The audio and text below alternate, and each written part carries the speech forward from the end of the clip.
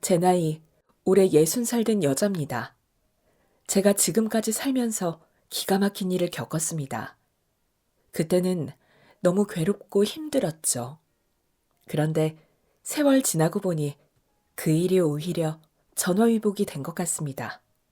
저는 오늘 제가 경험했던 통쾌한 이야기 한번 해보려고 합니다.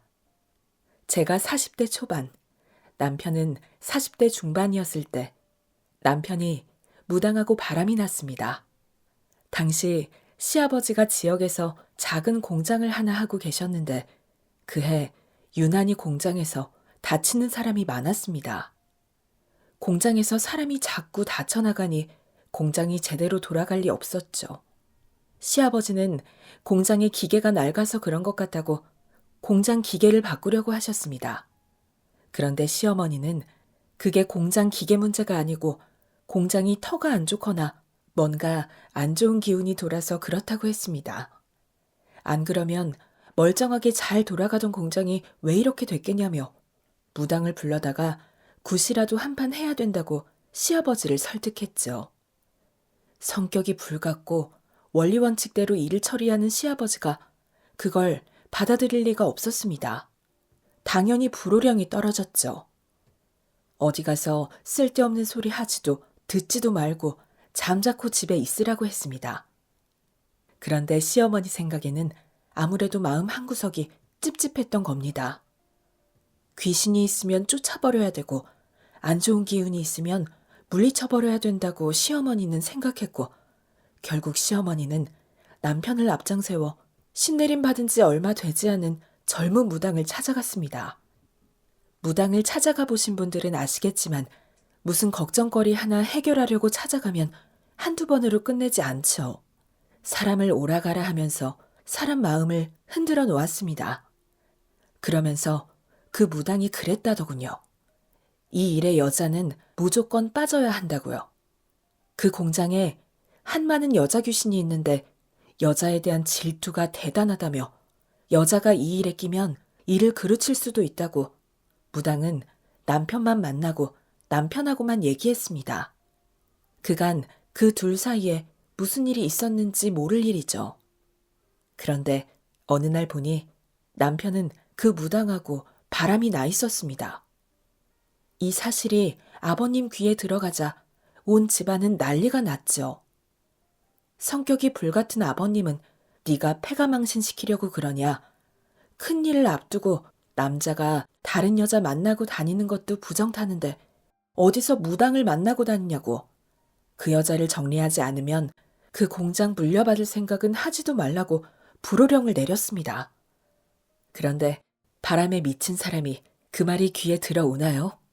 낮에는 시아버지 옆에서 일하느라 꼼짝할 수 없으니 남편은 도둑고양이처럼 밤에 돌아다니면서 그 여자를 만나러 다녔습니다.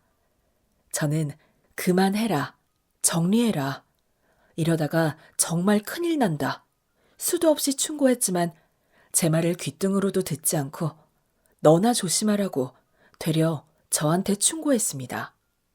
그 사람이 그러는데 내 배우자는 단명할 사주래. 50도 안 돼서 객사할 사주라고 하니까 내 신경 쓰지 말고 네 건강이나 신경 써. 그리고 내가 다른 여자 만나는 거 너무 억울하게 생각하지 마.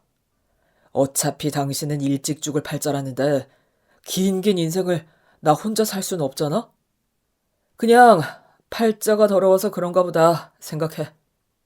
바람난 인간이 뻔뻔해도 얼마나 뻔뻔한지 저게 할 소립니까? 뉘우치고 미안하다고 해도 시원찮을 마당에 너는 일찍 죽을 거니까 남편 바람난 것을 억울해하지 말라니요. 저는 너무 억울하고 분해서 가만히 지켜보고만 있을 수가 없었습니다. 어디 혼 좀 나봐라 싶어서 그날 당장 시아버지를 찾아가서 그 사람이 했던 얘기들을 다 해버렸습니다. 시아버지는 그 무당을 가만히 두지 않겠다고 앞으로 무당짓 못하고 살게 할 것이라고 하셨죠. 한 번 한다고 하면 하고야마는 시아버지 성질을 잘 알기에 남편은 다시는 만나지 않겠다고 싹싹 빌고 난 후에야 사건이 일단락 되는 듯 했습니다. 그런데 남자 여자 관계라는 것이 참 희한한 것이더라고요. 차라리 만나도록 내버려 두었다면 절이 애간장 녹아내릴 만큼 절절하지는 않았을 텐데 억지로 둘이 떼놓으니 남편이 밤에 잠을 이루지 못할 정도로 그 여자가 그립고 보고 싶었던 모양이었습니다. 상사병 걸린 사람 마냥 정신을 빼놓고 살더라고요. 시어머니는 아들이 여자를 만나도 하필 무당을 만난다며 못마땅해 하셨지만 아들이 끙끙 앓기 시작하자 그대로는 보고 있을 수 없었던가 봅니다. 시어머니는 저와 시아버지 몰래 둘이 만날 수 있도록 핑계를 만들어줬습니다. 그런데 아무리 핑계를 만들어도 표시가 안 날 수는 없었죠. 남편이 그 무당 만나고 온 날은 얼굴 표정부터 달라져 있었으니까요. 그러다 남편이 본격적으로 그 여자를 만날 수 있는 날이 찾아왔습니다. 시아버지께서 그간 공장 일로 스트레스를 많이 받아서인지 안색이 점점 어두워져 가는 듯 했습니다. 처음에는 신경을 많이 써서 그렇다며 한약만 드시다가 나중에는 도저히 안 되겠다 싶은지 병원에서 검사를 받으시더라고요. 그러고는 간암 진단을 받으셨습니다. 요즘에는 암이라고 해도 기술이 좋아서 그런지 암 말기 환자도 완치되는 경우가 많은데 그때는 말기라고 하면 죽을 날 받아놓은 거나 마찬가지였습니다. 병원에서는 힘들다고 손 놓고 있을 때 어떤 사람은 약초를 캐먹어야 된다고 했고 어떤 사람은 동충하초가 좋다고 했습니다. 시어머니는 여기저기 약을 구해서 별의별 처방을 다 해봤지만 암을 이길 수는 없었습니다. 시아버님이 돌아가시고 난 후에 남편의 바람기는 날개를 달았죠. 그동안 못다한 만남, 한없이 만나보겠다고 작정이라도 한 사람처럼 남편은 무당하고 살림을 살다시피 했고 시어머니는 상대가 무당이라서 깨름칙하긴 했지만 아들이 좋아서 난리를 치니 말릴 도리도 없었습니다. 그러던 어느 날 남편이 그 여자를 데리고 집으로 들어왔습니다. 어디라고 여자를 데리고 여기 오냐고 당장 나가라고 우리 집에 발도 들이지 말라고 소리를 지르니 남편은 오히려 저보고 집을 나가라고 하더라고요. 저 혼자는 도저히 감당이 안 될 것 같아서 시어머니한테 연락해서 좀 오시라고 이 사람이 여자를 데리고 집까지 왔다고 했죠. 잠시 후 어머니가 달려오셨는데 어머니는 이미 모든 일을 알고 계셨던 것처럼 굉장히 침착하셨습니다. 그리고는 저한테 하신다는 말이 당신이 말린다고 말려봤는데 아무래도 안 되겠다며 갈라서서 내 인생 살라고 하더라고요. 그 여자가 애를 가졌단다. 이 일 어쩌면 좋으니. 나라고 신성기고 사는 여자가 좋겠니? 그런데 애까지 생긴 마당에 내가 어떻게 말릴 방법이 없다. 아비만 정신 차리면 그 여자야 혼자 애를 낳든 말든 내가 신경도 안 쓸 텐데 아비가 꼭 그 애를 낳게 해서 자기가 키우겠단다. 부모가 이러는 모습 애한테 보이는 것도 좋지 않고 이대로 살아서는 집안꼴이 말이 아니지 싶다. 내가 네 시아버지가 남긴 재산 일부를 줄 테니 그걸로 너랑 애랑 따로 사는 게 어떻겠니? 내가 내 손주 힘들게 살도록 그냥 보고 있지는 않을 거다. 충분히 살 수 있는 길 마련해 줄 테니까 아비 정신 차릴 때까지만이라도 따로 사는 게 좋을 것 같다. 저는 어머니가 하시는 말씀이 너무나 섭섭했지만 지나서 돌이켜보니 어머니가 그때 저를 내보낸 것은 일생일대의 기회였다는 생각이 듭니다. 그때만 해도 저는 이혼하면 세상이 무너지는 줄 알았습니다. 결혼하면 무조건 한평생 살아야 되는 줄 알고 살았으니 웬만하면 가정은 지키고 싶었죠.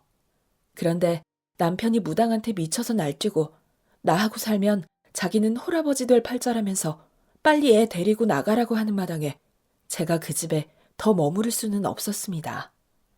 아무도 반겨주지 않는 사람들하고 식구로 살아서 뭐하나. 이혼이라는 것이 뭐 별거냐. 이혼한다고 죽기라도 하겠냐. 저도 그 집에 진절머리가 나서 더는 못 살겠더라고요. 시어머니가 한몫 챙겨준다고 할 때 그만두는 편이 낫겠다는 생각도 들었고요. 그래서 저는 40대 초에 무당하고 바람난 남편과 이혼했습니다. 제가 집을 나오는 날 남편이 저보고 그러더군요. 내가 죽으면 내 장례 정도는 자기가 치러줄 수 있고 애도 자기가 키울 테니까 걱정하지 말라고요. 그러니 죽을 때 되면 편히 눈 감고 죽으면 된다고 했습니다. 그 말을 들으니 저건 진짜 인간도 아니다 싶었죠. 저는 속으로 이를 갈았습니다. 남의 가슴에 비수를 꽂고 남에게 악담하는 사람치고 잘 사는 인간 못 봤다. 세상에 많고 많은 사람 중에 무당하고 바람나서 니들은 얼마나 잘 사나 어디 한번 두고 보자. 내가 잘못했으면 내가 천벌을 받을 것이고 너희들이 잘못했으면 너희들이 천벌받을 것이다. 너무 마음이 분해서 속이 시커멓게 타들어가는 것 같았습니다. 하지만 제 스스로 마음을 다잡았습니다. 이제 끝난 사람 신경 쓰지 말고 내가 잘 살아야 된다고요. 너 없이도 보기 좋게 잘 살아야 그게 진짜로 통쾌하게 복수해주는 길이라고 생각했죠. 시어머니는 적지 않은 돈을 저에게 넘겨주었습니다. 저에게 주었다기보다는 손주가 신경이 쓰이니 손주 잘 키우라고 준 돈이었겠죠. 저는 그 당시에 그 돈으로 뭘 할까 고민하다가 제가 제일 잘하는 것이 밥하고 빨래하는 것이라서 있는 돈 다 털어서 대학교 근처로 가서 가정집을 하나 얻어서 하숙을 시작했습니다. 이왕 사는 거 공부 잘하는 대학생들하고 같이 살면 우리 애들 공부하는데도 도움이 되지 않겠나 하는 생각도 있었습니다. 저는 공부 잘하는 똘똘한 남학생 2명을 들여서 하숙비를 좀 깎아주는 대신에 우리 아들 공부를 좀 봐달라고 했습니다. 아들은 대학생들한테 공부도 배우고 이런저런 고민 상담도 하면서 아버지의 빈자리를 잘 채워갔습니다. 시어머니는 한 달에 한두 번 손주를 보러 오실 때마다 아들한테 용돈도 쥐어주시고 필요한 것도 사다 주시고 하시더라고요. 저한테 이혼하라고 한 시어머니가 한때는 너무 미웠지만 자기 아들이 싫다고 하니 시어머니라고 뾰족한 수가 있었겠나 싶은 마음이 들었고 시어머니하고는 억하심정 없이 얼굴 보고 살자 마음먹었죠. 어머니는 우리 집에 오실 때마다 은근히 전 남편과 그 여자 이야기를 흘리셨는데 저하고 이혼하고 얼마 안 돼서 뱃속의 아이가 유산이 됐다는 얘기도 전하시더라고요. 그 말씀을 하시면서 어머니는 참 이상한 일이다. 고개를 갸웃하셨습니다. 달수가 꽤 됐는데 그렇게 유산하는 경우는 처음 봤다면서 도저히 알 수 없는 일이라고 혼잣말 하듯 중얼중얼 하셨죠. 저는 그 사람들 이야기 더 듣고 싶지도 않고 알고 싶지도 않아서 한 귀로 듣고 한 귀로 흘려버렸는데 지금 생각해보니 그 일은 앞으로 닥쳐올 일들의 시작일 뿐이었습니다. 저는 아이 뒷바라지에 하숙생들 뒷바라지 하느라 하루하루 시간이 어떻게 가는 줄도 모르고 살았습니다. 그렇게 2년이 지났고 어느 봄날 어머니가 우리 집에 찾아오셨습니다. 평소와는 달리 어머니 얼굴에 먹구름이 끼어 있더라고요. 무슨 일 있냐고 물으니 그 여자가 자꾸 모자 사이를 이간질 시킨다고 하시대요. 그것이 가면 갈수록 얼마나 독해지는지 나를 아주 못 잡아먹어서 안달이다. 그 여시 같은 것이 입만 뗐다 하면 거짓말을 한다. 내가 온 동네 돌아다니면서 자기 욕을 하고 다닌다는 둥, 다른 무당한테 가서 자기 죽게 해달라고 부적을 쓰고 다닌다는 둥, 유산 후에 아이가 생기지 않는 것도 내가 다른 무당한테 수를 써서 그런 거라고 별 요상한 말들을 하고 다니지 뭐야. 내가 아무리 아니라고 해도 그 여시 같은 것이 지 남편 앞에서는 눈물을 뚝뚝 흘리면서 흘려먹으니 아비가 내 말은 귓등으로도 안 듣는다. 어디서 그런 것이 우리 집에 들어와서 분란을 일으키는 건지. 아휴, 내가 억울하고 분해서 제명에 못 죽는다. 여자한테 푹 빠진 남편은 그 여자 말만 믿었지만 시어머니도 그냥 있을 사람이 아니었습니다. 시어머니도 속에 있는 말 다 하시고 그 여자도 어른 공경 따위는 집어치운 지 오래라 서로 막말하고 싸운 적이 한두 번이 아니라고 하더라고요.